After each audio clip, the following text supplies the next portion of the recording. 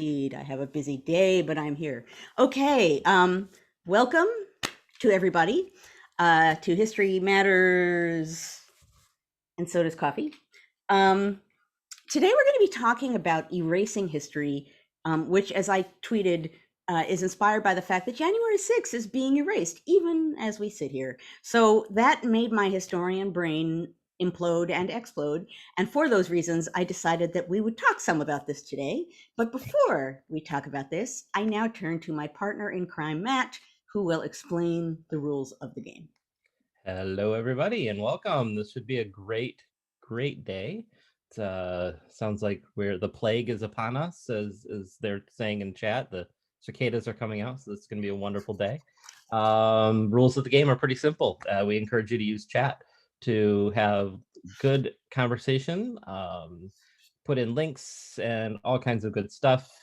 We ask that, of course, that you keep it germane to the conversation to the best of your ability, of course. There are lots of tangents, and we appreciate those, but always family friendly.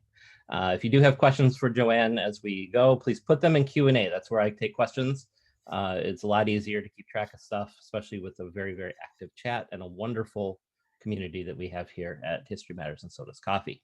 So if you do have questions, put those in Q&A, and I'll get to those after Joanne gets done talking. And last but not least, of course, if you do like what we do here at the National Council for History Education, please join us on the web at www.ncheteach.org. And you can click on join to join us. You can search our materials. You can look at any upcoming events. Just off the top of my head, I just want to tell everybody to keep August, I just, 3rd and 4th. Hang on, I got to look it up. August 3rd and 4th. August 3rd and 4th this year. We're doing our second annual equity summit this at August 3rd and 4th. So we're in the early planning stages of that, but go ahead and do a save the date for those 2 days because it should be a really exciting event. And with that, I'll turn it back over to Joanne. Okay. Thank you, Matt. Okay, so as I said at the outset, let's see if I can, make the view here the view. Okay, that sure ain't the view. There we go. Okay. So as I mentioned at the outset, the theme that we're going to be talking about today is erasing history. It is indeed inspired by something that isn't new, but has been happening with particular energy this week, and that is attempts to erase what happened on January 6th. And many things have been said over the course of this week. The one that sticks out in my mind is that what happened on that day was really nothing more than what typically happens when tourists tour around the Capitol, which, don't know about you, but if that is what tourists do, we have a problem. So all of the many ways in which we're watching Republicans in Congress, not all of them, but some of them, just entirely deny these events that we watched, right, that we saw, that were filmed, that we saw live, that had an impression on most of us, certainly on me, emotional as well as historical. It's remarkable to watch people a couple of months after it happened. So we're not even talking like, well, 20 years ago this happened, but let's pretend that it will sweep it under the rug. Months ago, January. And now here we are in May, and it's being erased. That's remarkable.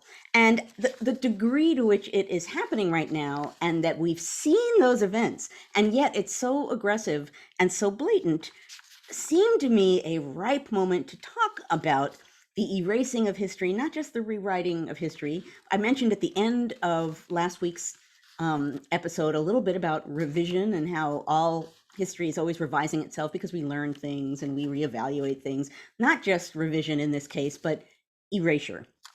Now, obviously, what's going on now has partisan reasons behind it. I'm not going to actually go into the rather obvious partisan reasons behind it.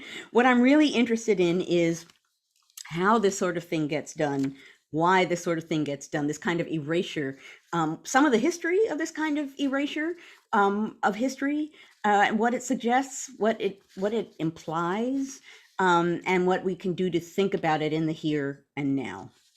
Now, even in the earliest days of the United States, this will not be a shock, actually, particularly in the early decades of the United States, the founding folk, that generation of people, knew very well that how you tell a story and the particular story you tell and the details you include and the details that you leave out and the details you make up all had a huge impact on the general understanding of not just events, but in the case of the United States, what a new country or what a wannabe new country meant and was all about.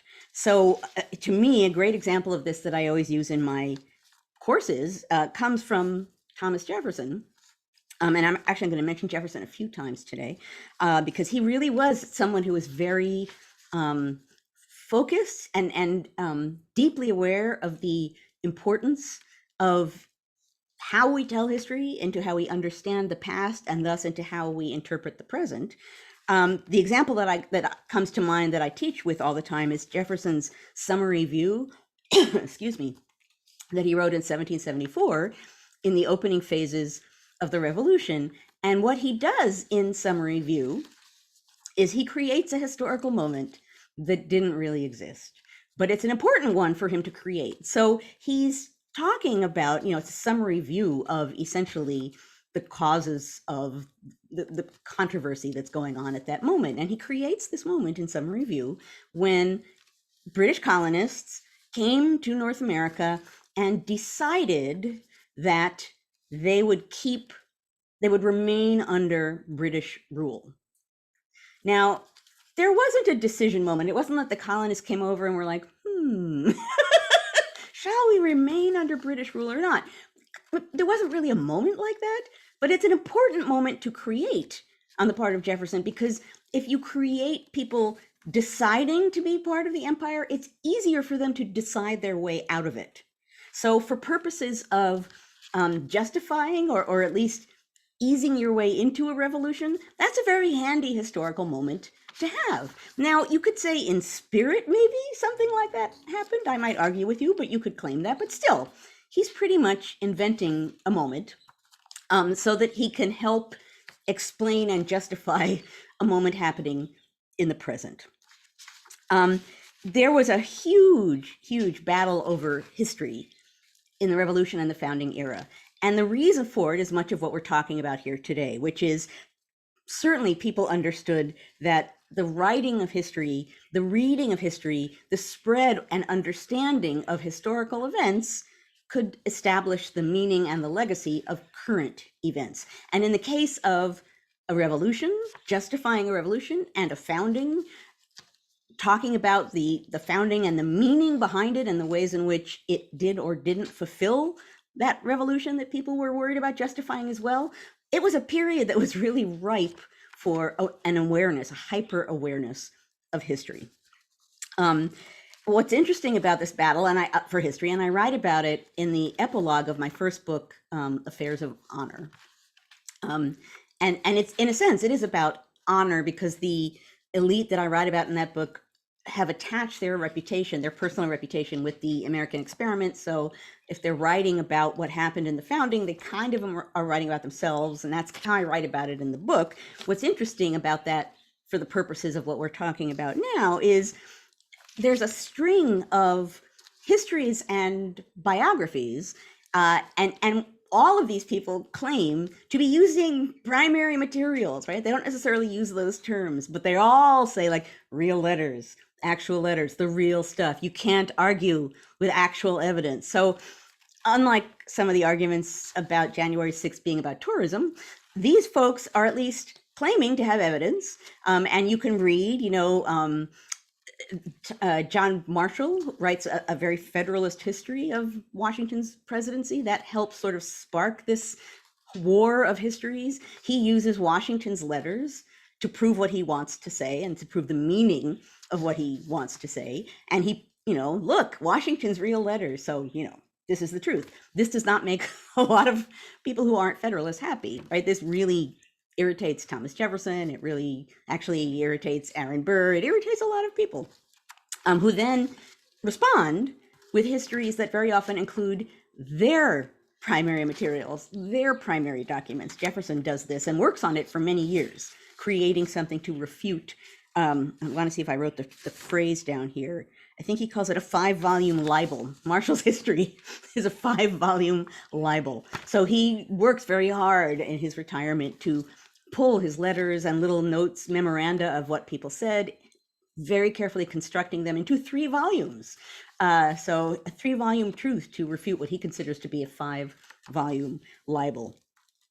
All of this whole conversation is about establishing the meaning of the revolution for the future. So the past is not very far past at this point when they're trying to reconstruct it and when they're creating things and or erasing things from the way that they're telling history, but they're very aware of the fact that the nature of the telling is everything, which is why there's this whole series of people yelling at each other back and forth and back and forth. And in biographies and histories, it's actually, I remember when I was writing that first book, it was really fascinating because once you delve in, you can actually see them talking back and forth to each other. So it literally was an argument about the meaning of the founding and what it did or didn't do to fulfill the revolution. I think I've talked before, and I can't remember because I think I talked about it to my lecture course. And having done this for more than a year, it's highly likely that at this point I'm going to repeat some of my favorite anecdotes. So pardon me because I've probably said this before, but it fits in really well here. And I know I've mentioned William Plumer before from New Hampshire, who wanted to write a history of the founding of the government.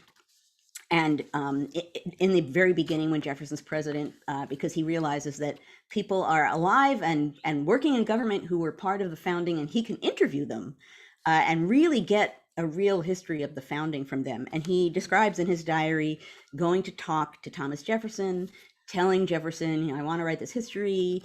Plumer is a moderate Federalist. So he could say to Jefferson, I'm not writing this as some kind of Federalist diatribe. People are gonna be able to read it and not know what my politics are. I really just want to narrate events, and I want to talk to you and ask you questions about how you experienced and thought about what happened in this period that I want to write about. And Plumer describes in his diary this shifting emotions crossing on Jefferson's face. He looks interested and then embarrassed and then nervous and then distant, and then there's one emotion after another passing across Jefferson's face. And when Plumer asks a little later John Quincy Adams, who he also wants to interview, what was the explanation of that little display with Jefferson? Adams says, oh, you were watching his political career pass through his mind. You were watching him relive things that he'd like people to remember, things that he would not like people to remember, things that he would not like to exist at all. So you're kind of watching Jefferson's own censorship of his own career play out on his features as Plumer sat in front of him asking these questions. And Jefferson was someone who, more than once he refers to false facts. Right? He doesn't say lies. We know from last week, lie is a scary word. Even so, he says, there are false facts out there.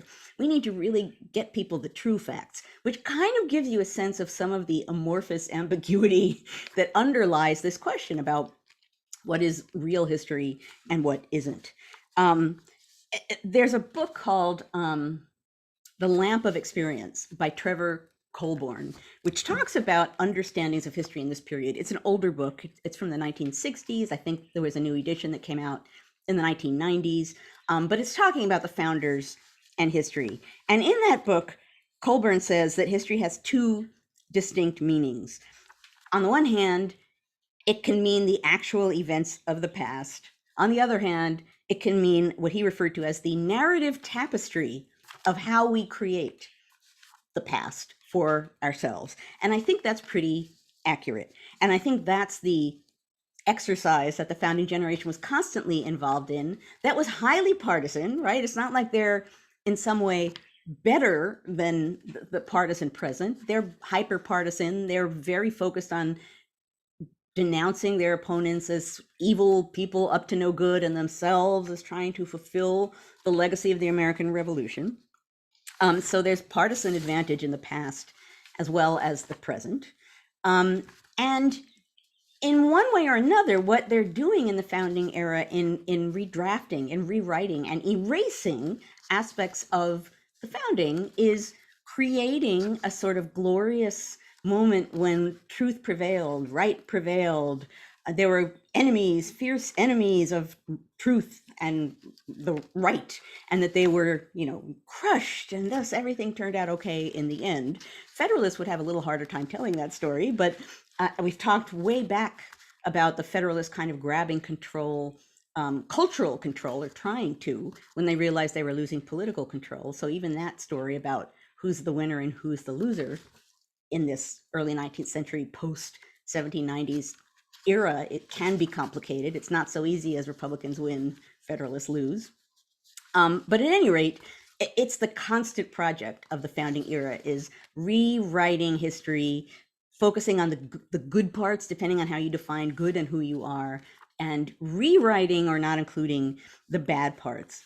In working, in digging around today to come up with this, I came across a random reference. I've talked about this moment before, but I didn't have this little tiny sentence, which I saw this morning, and I'm bringing it in because it shows, it's like a little tiny personal example of what happens when people who are in the history realize it's being rewritten around them. I've talked before about James Madison in his old age and retirement being told that Hamilton's son is going to write a history of the early republic in which he's going to describe how Madison abandoned Hamilton during the founding era.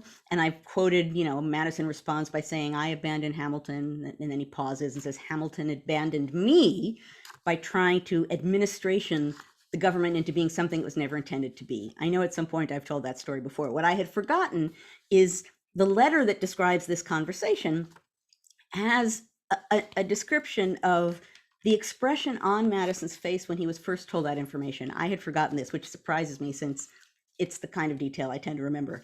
So this fellow says Hamilton's son is writing this history, and he's going to say that you abandoned him in the founding era. And quote unquote, a look of painful surprise crossed Madison's face, followed by a long silence. That painful surprise is what kind of grabbed me this morning. You're seeing Madison's reaction to realizing that the history of something that's about his relationship with someone is being rewritten right around him. And he's surprised by it and he's pained by it because I think even though he was, opposed to Hamilton, I don't think he considered him to be this horrible, evil, terrible person. I think he thought back up to their time as partners and then figured that, they had grown apart, that Hamilton had left him, but still, painful surprise struck me this morning because it's so apt. It's such a kind of emotional feeling kind of a way to describe what it must feel like to write, to see your experience, your history, the events that you have been through being rewritten around you to have a meaning that's foreign to you. Now, obviously, when you're talking about erasing history, there are entire peoples who have been erased from history. The fact it's not, I don't need to say that history forever has been a story of white men, white elite men, and that's changed over time. The telling of history is political, whether you want it to be or not, because it involves or can involve inclusion and exclusion. And in one way or another, democratic politics always has a thread of that involved in it. So it's important, I think, to remember that the telling of history is political in one way or another. For that reason, among other things, evidence becomes important. And yes, evidence can be deployed in lots of different ways, but some evidence, you need some evidence. Evidence is good. As I've said before, many times, I've talked about how when people say things, political folks say things that get your emotions riled up, that's the moment to pause and think about why they're trying to do that rather than immediately gunning your engines and going, full steam ahead into that emotion, because odds are there's a purpose behind it. It's not by chance. And in a way, I'm sort of saying the same thing here, which as a historian is logical for me to say, which is always think about the history that you're given, right? Always think about who's telling it, why they might be telling it, how are they documenting or not documenting the telling of it, who do they seem to be putting themselves against. I at some point when my most recent book came out, someone somewhere, a reader, a sort of random reader somewhere, for all I know, it was like on Amazon or something. I try not to read reviews and then I weaken, and I'm always sorry that I weakened. And in this case, someone got really angry because there were so many footnotes in my book.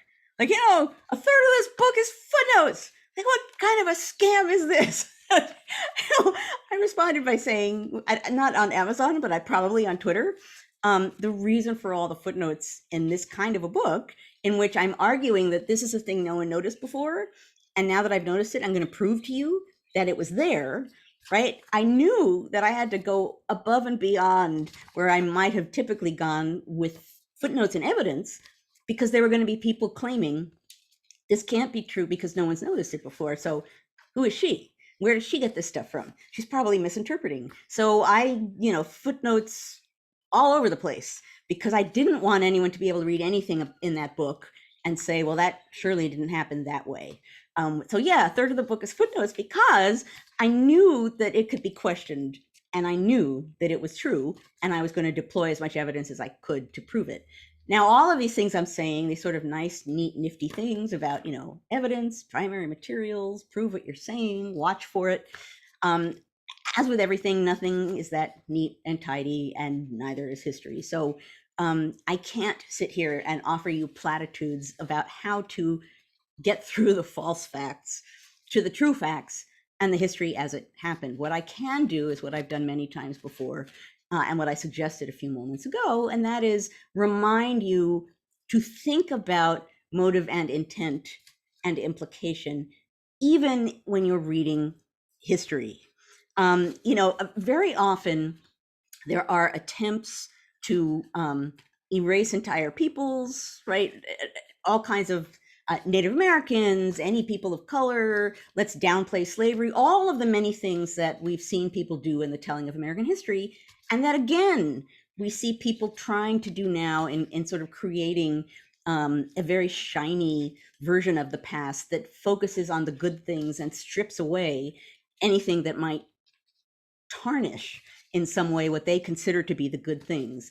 It's often a conservative effort to go back to some kind of usually non-existent glorified past, to create that kind of a glorified past so that you can go back in time to that and say, this was good. This past thing that we like much better than what's happening now.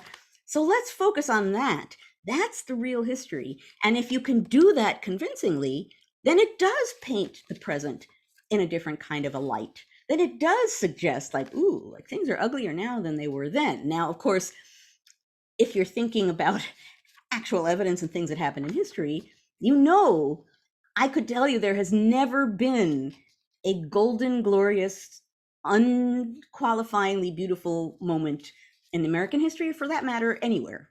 It just doesn't happen that way. There are moments when things are better. There are moments when things are worse. There are moments when ideals are reached for. There are moments when ideals are abandoned. There are moments when things are better or worse. But there is no perfect past. And in creating that perfect past, if you see someone presenting you with a golden past when everything was wonderful, they are by definition telling you they have erased big chunks of everything around that golden beauty. Seeing that kind of depiction, seeing the erasure of everything, all of the context surrounding whatever is being included in that particular partisan driven in some way telling of history, is a reminder to dig deeper, is a reminder that there are voices that might be harder to find in archives than elite white male voices, but it doesn't mean that those voices don't count.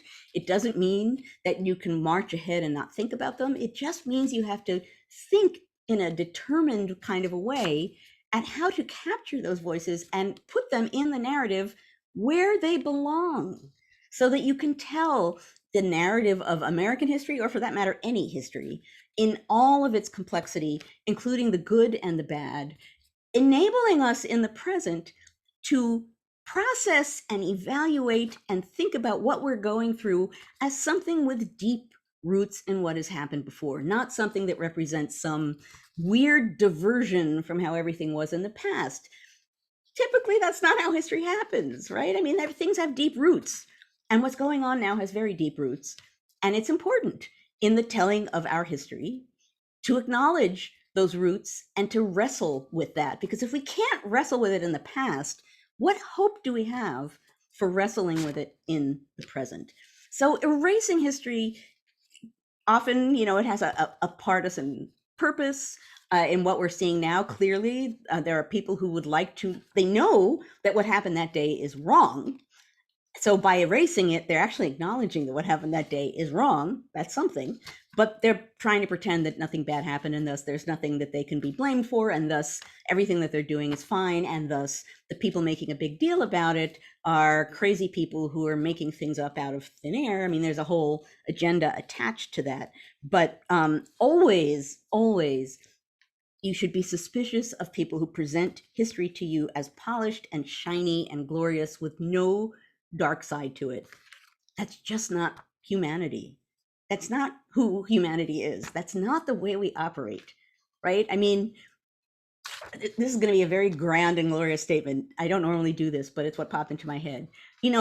Whatever religion you believe in, most religions nowadays believe that, certainly the Judeo-Christian tradition believes that people are given free will for a reason, right? You're given free will to be able to make choices, and you ideally make good choices, and then sometimes you make bad choices. And that's the assumption about who we are. That's what humanity is. We're good choices and bad choices. In Judaism, there's a reason why we have a Day of Atonement every year, because we make bad choices, right? That's just humanity. So, it makes no sense to claim that somehow you can strip away that level and still offer a real telling of the past.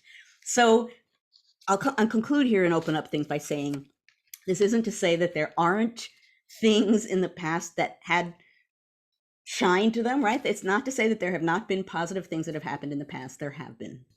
But there have been a lot of things in the past that were not positive, that were happening at the same time, sometimes for the same reasons, but they're all mingled together, and you can't pull them apart. To remove the complexity, to remove the complication, to remove anything that you consider to be tarnished, is actually to tarnish the supposed glory, beauty of history that you're leaving behind.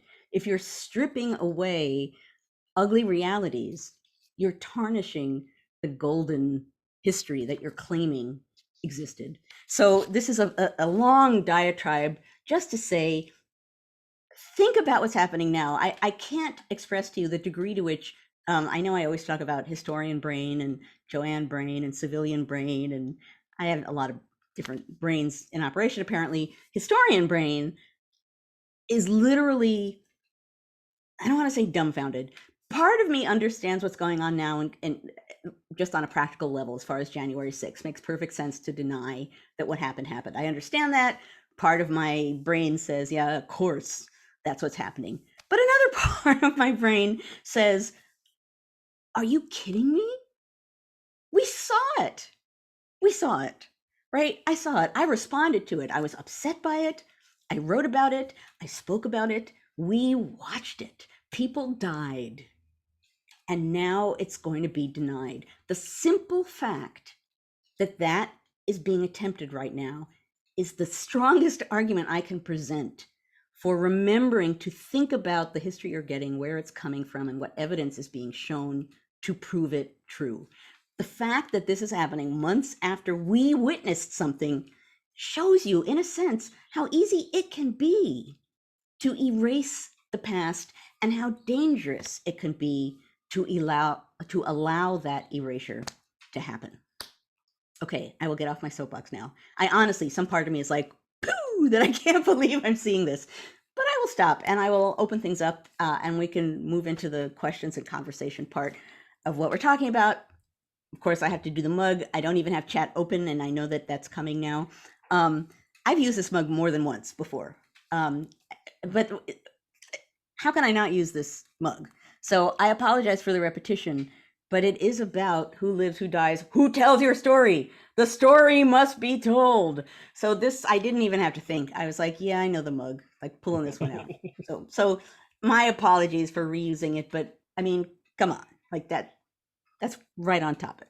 So After 58 episodes, I think you're perfectly allowed I to. do not have that many mugs. I do not. So yeah. Oh wow, you guys were talking up a story. They're and doing great in chat. Oh. And before I go into my reveal, just this is a total side note. This isn't like an after party comment, but you said erasure like several times, and every time you do, I just the 1980s pop duo Erasure pops into my head, and I start singing A Little Respect. So this is just I don't even know that. So that's an after party thing. That's an after party thing. We'll talk about that. But no, I think really, really incredible points there. My background is all right. So I went through a emotional process here because Joanne, I share a lot of your feelings about the gaslighting that's happening, and so I needed to come up with something slightly less treasonous than some of the things that we may be seeing right now. So I tried to think who, and it's almost like I read your mind when you said, you're talking about the biographies. And so I'm like, who is the sort of quintessential contemporary rewriter of history? And so this is actually Kitty Kelly's dining room. Oh my gosh. So Matt, that was rather creative. So went deep, but so this is, I went with Kitty Kelly today. Wow. Although, no one could have guessed that. No yeah, see, I told you we're not going to get it this week, but that's a little glimpse into how my distorted mind works. So. You're very creative. You might explain who she is for those who might not know who she is. Oh yeah, so Kitty Kelly is the very sort of the, I don't know, apex of celebrity biographers, and she's written tell-all biographies, especially in the 1980s and 1990s. And so, so if there was a famous person, she wrote a tell-all and really focused on the salaciousness of it. The Lady Di book. Who else? Sinatra, Oprah. Oh, you're really up on. Yeah. I guess you have to be right now. Yeah, I did. There was a little bit of Wikipediaing going on last night because I've actually never read a Kitty Kelly book, but yeah. So that's a side note though. These pictures are from like 2015. There was some magazine article that. So it's a little bit dated, but apparently this is her Georgetown townhouse, which used to be owned by Justice Brennan, which I think was amazing. So apparently she owns Justice Brennan's townhome in Georgetown, or did, at least in 2015. Okay, there's like a house history that needs to be. I know, it's great. Yeah. Okay, folks, let's get to things much more serious and interesting. Tom, do not tell us the word that is needed in bingo, because that's cheating. That is cheating. And for the record, I did not know that cicada was one of the words this week until I saw it. I just happened to say it at the beginning because we were talking about it before we started recording, and then it scrolled across. That's one of the words. So I am not cheating this week, I promise. For those who aren't aware, I will say that there are bingo cards. People play bingo. Wonderful folks have created these bingo cards. Someone will have to say on chat where to go if in the future you would actually like to play History Matters bingo, which you can. But I cannot tell you that because I actually don't know where it is. So I am in ignorance about History Matters bingo. I've actually not looked at the cards either, so I try to avoid such things. Yeah, we shouldn't know. I won't look to see where it is. But at any rate, let's open things up for. All right. So Dale's question's a good one. Good place to start. Did either side erase any facts from the telling of events like Lexington and the Tea Party? Oh, interesting. Well, my short answer is, of course. But as far as my picking up specific ones, I would say a lot of it was less erasing than framing and casting things in a different light. Um, there are different like there's Paul Revere's famous engraving of the Boston Massacre, and some of them the British look a lot nastier and meaner than in others. Um, so there were and actually Samuel Adams was great at this too, casting things in a different light that you could argue, well, it happened, but he sort of framed it in such a way that he was not necessarily always out and out lying, but he was framing things in a way that made the interpretation of it pretty clear. But yeah, there's a book. I think I mentioned this. See, I'm now at the point at the end of a semester where I can no longer remember what I've talked about here or in my lecture course. There, and I think I talked about this in my lecture course. There's a book by Alfred Young called The Shoemaker and the Tea Party. Um, Really, really interesting book that actually is about this topic. There's a shoemaker who took part in the Boston Tea Party and lives long enough into the 19th century that he is interviewed for his memories of the American Revolution. So the first chunk of the book is about what he claims to remember and what it suggests about the revolution. The second part of the book is about how, in the process of doing that, he was probably shifting things in a variety of different ways, because that's what we do when we remember things. Really, really interesting book. Look at that. Melissa's like, bam. Yeah. So William, let's see. I'm not going to remember his name because he has a long name, the shoemaker. It's like something something. He has I think the word 12 Hughes, something 12 Hughes, and he had a lot of children and they had numbers in their name, like something 15 Hughes. I don't remember the details. I just remember that when I talk about him, I love that detail. But that book is a great example of this, in that he focuses on the things that had meaning to him. In the process of doing that, he's framing things in a different way and erasing things because they weren't important to him. So he has a very particular memory of the revolution, which is true to him.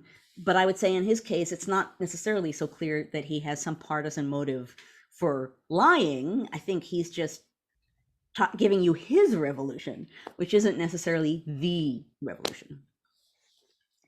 Oh, there you go. George Robert 12 Hughes. There you go. That now there is a name to grow up with. It's an excellent name. It's a great book. And so Dale's laying a really good foundation. So I'm gonna ask Dale actually asked some great questions this week. So I'm gonna ask a second one from him. It's a rare twofer for me. Dale wants to know, did Jefferson and Adams create a special tapestry, quote unquote, about the founding in their late in life letters? Yeah, I would say that yes, they did. So I know I've mentioned this before, but I'll do it again anyway. When they're both ex-presidents, so they were friends, and then they became political enemies, and then they came together again as friends in retirement. And their letters are just wonderful to read. You can find them all on Founders online through the National Archives. There's a volume that publishes them all together by Lester Cappon, Cappon. And yeah, what they're doing is talking about what they lived through together and disagreeing a lot. And Adams is the guy who's like, I know you're not going to agree with this, but here's what I say, and trying to provoke Jefferson into talking about things that Jefferson often skirts around because he doesn't want to engage in that. But yeah, they're framing things differently. Adams tries very hard to put his finger on the thing that he thinks really happened, that is in accord with his beliefs. Jefferson won't often play that game. But yeah, they're still playing at Federalist versus Republican tellings of things, what makes sense or what doesn't make sense, what went too far or what didn't go too far. So yeah, I do actually think that most people, elite folk who lived through this and were actually shaping events to a large degree, all of them had different narratives that they were telling, but some are more in accord than others, logically enough. Yeah, Gloria mentions Madison's Hand is about how Madison changed his record of the Constitutional Convention. Really interesting read. People knew about those notes at the time, and saw them as like the record. And so it's a fascinating book to see Madison revising, and thus in revising, erasing or highlighting certain things in history. Wow. Well, that actually kind of plays into Connie's question, which is, Can you think of other individuals? Oh, I'm sorry, Rich's question. Connie, I'll do your question next. Rich's question goes into his question, which is the demonizing of elites, quote unquote, including historians, part of the process to make it easier to rewrite the past? Oh, I think that's the best way to approach this is maybe from a historical context. yeah. Well, I do think, so I think the answer to that is yes on two levels. I think if you assume that by definition, elite white people in the past are the record of history, then yeah, it's going to be hard to, unless they argue with each other, it's going to be hard to discount that kind of evidence. The fact that that elite white history of the past was told by usually elite white men is hardly a coincidence. So I think on the level of the telling and the told, yeah, in both cases, it became harder to refute because of who was doing the telling and the people who were historically doing the telling. Yeah. I think that now it's not just white men, elite-ish white men doing the telling does make it easier to refute. I do think, speaking as a woman, that if you're not an elite white man, you tend to get refuted more often in the telling of history. I think that because types of evidence differ, because elite white guys left their papers behind or their descendants collected their papers, so there's that kind of evidence. And if you're looking in archives, there are holes in archives for other kinds of evidence, and you need to be creative in reconstructing things from court records or plantation records, or whatever it is, birth records, census materials, all of the things you end up having to go to find voices in the past. It makes it easy for people to poke holes in that. I think what we're seeing in history now is the realization that not only that that's important, but the many ways in which that can be done, and the fact that denouncing that kind of history, denouncing history that tries to make up for the holes in the archives, is a form of erasure. And I think we're kind of in that kind of a moment now where historians are very assertively and needfully stepping forward to say, yeah, we know there's certain kinds of evidence we don't have, but look at what we can do with other kinds of evidence. So, this is an important moment for that reason. And just Rich did note, excuse me, did note that he was talking about sort of that using elite as an insult to diminish. Oh, that's interesting. He says one critical comment was about those elite historians that met with Biden. Interesting. I mean, I guess I teach at Yale. That makes me elite. I mean, it's a pretty big mix of people there. So I don't know, but elite begins to merge with expert as bad. Mm-hmm. Expert, I think now as an insult has become a version of elite in a nonsensical way, so that somehow or other, if you're an expert on something, like if I spent 20 years studying history and I'm an expert, that somehow that's bad, that I'm an elite person rather than someone who spent 20 years studying history. But that's interesting. How dare you be dedicated to your craft? What kind of human being does that? Right. Shame on me. That elite conversation was pretty wide ranging, I have to say. So, because they were historians, like real historians, doing the stuff that I just said, which is, the past isn't just 8 guys in a room. So anyway, yeah. Connie asks, can you think of individuals who have been kind of erased from U.S. history? The one I can think of is Robert Ingersoll, the freethinker in the late 1800s, based off the book by Susan Jacoby, Freethinkers. But are there others that kind of stand out to you as individuals who have been erased from U.S. history? Oh, gosh. I mean, there are lots of people that are erased and restored, for sure. If you look in the realm of women's history, for example, there's a book, let's see if I'm going to be able to remember it. There's a biography of Abigail Adams, I believe by Edie Gellis, that has an introduction in it in which she talks about the different ways in which women were added to the history, not fully, but like around men. So, there was like compensatory history that was like, well, there are also women and they're sort of over here, or partnership history that's like, yes, and by his side was, that there are all of these different ways in which people can get inserted into the narrative but aren't really being inserted into the narrative. So there are all kinds of people. As far as like one person who stands out as being omitted, I don't know if there is one. I mean, when I was reading Benjamin Brown French's diary, he writes about in his diary the fact that all average people, and he includes himself in that category, should write a diary because the only things that are going to survive are diaries by great men, and those diaries by great men. Zoomtastic. Hang on, folks. Okay, while she's doing that, I can hang on. No. All right, I'm going to mute Joanne so she can have a little privacy. Dave, so Dave asks, how do you respond, or how should teachers respond to people who advocate we should be teaching a patriotic history? And Dave, the reason I want to bring this up while Joanne is sort of in, oh, here she's back, but she's muted because I muted her.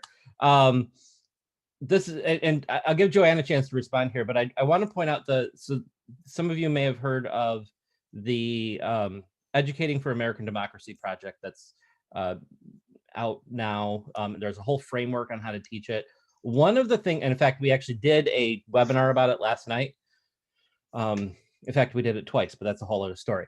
We one of the things that they really advocate is this idea that that patriotism, the idea of patriotism is complicated, and we need to be able to understand the good and the bad. And so starting with their framework actually is a place I would recommend teachers start. There are also some folks out there that do a lot of really good work with history and citizenship. And I'll be happy to give you some of those things, but start with the EAD, the Educating for American Democracy. And if somebody could find that and put it in the chat, that I think that's a great place to start. It's a wonderful framework to work with.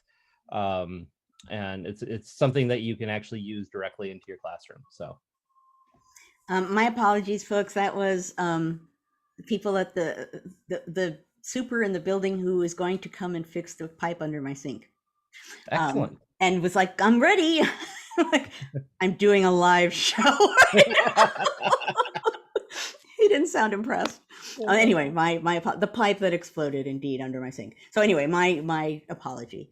I was just catching myself up on reading what you were saying. Someone said, what about legislating out critical race history? I just want to say something about that because it's not unrelated. I've talked about this before, about all of the isms that people don't care about the meaning of them. They're just throwing, socialism, all the isms, like, oh, communism, you are this, and don't really know the meaning of it, don't care about the meaning of it. They're buzzwords, political buzzwords. And I don't think any of the people who are like denouncing critical race theory have any idea what it is. I just think it's race and it's theory and it's liberal and thus it's bad. So, that's a different form. That's not necessarily erasing, but that's rewriting and not any more useful. Part of me just wants to say like, oh, you hate it that much. What is it? But you can't. Or at least I can't. But at any rate, I'm sorry. I will go back to. No, I think that, and actually there was Biden. It was Biden on my phone. I heard you talking about me. No. Oh my gosh. No, and actually that's one of Katherines' questions, which is about the 1619 project, and how there's a push right now to sort of diminish that. Well, exactly. And so you absolutely address that. I think that it's really important to understand that hard history, controversial history that makes us uncomfortable are not, they're not vices, they're not bad things. It's what we're supposed to be doing. Right. And that is, I didn't talk about it, but I was indeed thinking about the 1776 project, which is really just, we don't like what the 1619 people are saying, so we're going to tell a shiny, beautiful version, which thus by definition becomes really problematic. If you're deliberately stripping things away because you don't like the way they look, what does that say about who you are in the present and how you're dealing with the present and things that are happening in the present that aren't great, right? By definition, that's so revealing of who you are. What nobody mentioned, and what I thought someone would mention, then I'm going to go back to questions. I thought someone was going to ask me about erasing history, about knocking down statues. For sure. I didn't talk about it, but I was like, ooh, someone's going to There's ask. actually 0 questions about knocking down statues. Now I opened it right up. I'll just offer a sentence about that, which is just statues don't equal history. They just don't. Statues are moments of commemoration of things in history. So they tell a history of commemoration, I suppose. That's true. But the idea that if you knock down a statue, you've erased the history, I have a problem with that idea. So. And yeah, I think one of my colleagues said it really well, which was the statues are more about the people erecting them than the people that they commemorate. Yeah. Well, so Laura, so let's in our last 6 minutes here, because why not? Here are some there's a couple high level questions I wanted to get to. Okay. Lawrence asks, it seems there are 2 types of people, those who see history as cast in stone for perpetuity and those who embrace the concept of new interpretations. Is there a chance of bridging the divide? And if so, how? Well, I mean, I think this is such a historian answer. It depends. And there are parts of both that are true. I mean, there are historical facts. There was a civil war. There was a revolution. There were, I mean, it's not as though there's nothing that's true in the past. But framing and inclusion and exclusion changes. I think I mentioned last time, right? All history is revisionist because we're always learning and we're always finding new evidence and we're always being influenced by our surroundings. There is no way to tell history without even stripping away the ugly is still revising. So, there's no way, what I thought of last week when we were talking about this, and it came back into my mind this morning, the last time I had my eyes checked, and I had a new doctor, and I sat down, and he's examining my eyes, and he's like asking me, what do you do for a living? And I said, oh, I'm a historian. I teach history at Yale University. And he said, while looking at my eyes, hope you're not one of those revisionists. And I was like, boo. Like, uh-oh. He could have just asked you to open your eyes wider. I know. I probably did open them wider all by myself. But anyway, the idea that some evil people are revising, the problematic people are the ones who think there's some concrete truth that can't be reframed or re-understood or reinterpreted in ways that are consistent with evidence, not just like, hey, you know what? I think the revolution was about this. There's a reason why people go to grad school or have training of some kind to understand how to evaluate historical evidence, where to look for historical evidence, how to use historical evidence, how to have the context around events so that you can frame what you're looking at.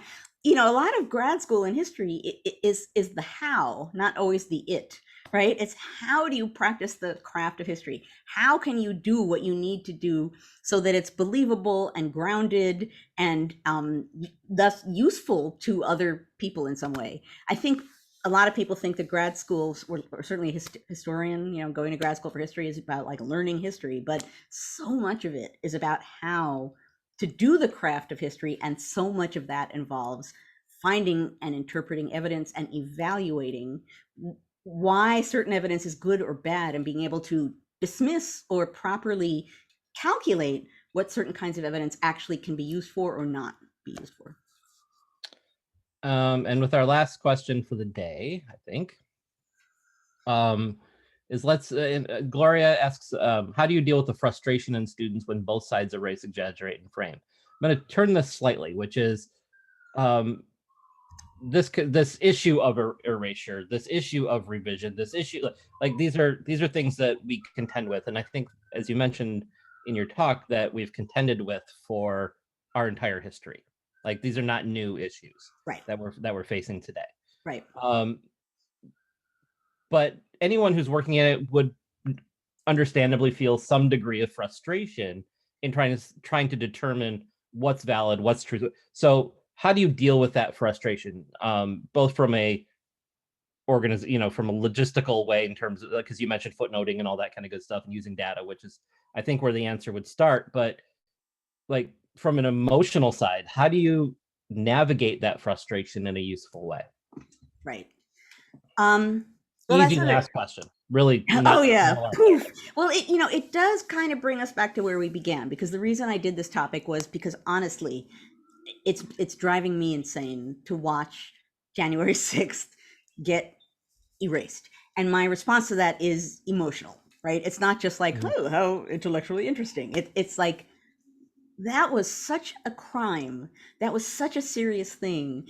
And the seriousness of it, not only is the seriousness being denied, but now the whole thing is basically being denied. Mhm. Um, I actually think so. The kind of history that I do, this gets us back to emotion. The kind of history that I do relies a lot on emotion as evidence, right? I look to see how people in the past, like emotional responses of people in the past to certain kinds of events, and then I judge what those emotional responses seen in large quantities suggest about what's happening. And in a sense, what I'm saying about the present is same thing with like propaganda or things meant to rile you up, and history. The fact that you have an emotional response is actually evidence of your psyche telling you like, wait a minute, if you're having an emotional response to what's going on, what it means is that some part of you knows something here is to be questioned. So rather than take that as getting in the way, I think that's really useful. I think it's sort of like when people tell you, if you're like walking on the street and a person makes you nervous, the hair stands up on the back of your neck or whatever, that's valid, it's worth listening to that, because maybe in a sense, emotional responses to things like the kind of history erasure we're talking about today, that's valuable. That's evidence. And then that at that moment, you then need to step back and say, what's happening here? Why am I upset about it? What does it suggest about what's really going on? So rather than denounce or deny your emotional response, it matters. I tell that to my students all the time when we talk about primary materials, primary documents. There's a letter written by Hamilton to a fellow Federalist in May of 1792. Really long letter, and an important letter. But really, he has a lot to say, and it's full of weirdness. And some of the weirdness in that letter is emotion. And so it's a great sort of opening letter to talk about with students, because I will ask them, don't think about what's being said in the letter, don't think about the politics of the letter, don't think about what it says about partisanship. Emotionally, what is your response to this letter? And almost inevitably they say, well, it sounds like high school, because it's like everyone's claiming that the other guy's his friend first, but his friend first, and I'm like, exactly. Like that's so let's start from there. That's what it sounds like, and there's a reason why it sounds like that, and then you sort of build from that. So emotional responses, I use this all the time particularly in my undergrad teaching. If students aren't willing to or aren't comfortable with interpreting or intellectualizing something, if you bring it right back to a sort of gut level and say, okay, let's not talk about meanings. What's your gut reaction to this? There's no wrong answer to that question. Mhm. And that can be a remarkably useful way to open up a discussion. And you can even offer your own, right? Well, the first time I read this made me feel whatever. So using emotion, not just as evidence for yourself, but actually as a teaching tool, that's a valuable thing too. Okay. Well, that sounds like a perfect place to stop for the day. It So does. let me just say thank you, and as always, and this has been wonderful. And to our audience, if you do like conversations like this, please join us at the National Council for History Education. We can be found on social media. Joanne and I can both be found on social media. Of course, you already know that, because a lot of you are here because of Joanne. So thank you, and we look forward to next week. And as always, first of all, thank you all for coming and creating this community where we can have these kinds of conversations, which need to keep happening. You are wonderful. You remain wonderful. And that's right. Anyone get bingo? I wondered that, but I wasn't going to ask it. For those who are following along on Facebook, we are now going to segue into the after party. What that means is that we will not be recording what comes next so that we can be a little freer and looser in conversation. You are welcome to join us in the after party. You cannot do that on Facebook, so you will have to leave Facebook and find the NCHE website, ncheteach.org/conversations. And all you need to do is click on that and you will be right in the after party. Those of you who have began with that place entry point, you can just stay here and you will be automatically in the after party too. If you don't come to the after party, I hope that we will see you next week when some magical topic will hopefully occur to me before Thursday night. I try really hard, folks. I really do. But the news changes so fast. At any rate, everyone have a wonderful week. Those who aren't sticking around, and the rest of you, we're going to segue off into the after party. Yeah, Newbie shut up after the beginning. Actually, he did. All right. Thanks, everybody. After party begins now.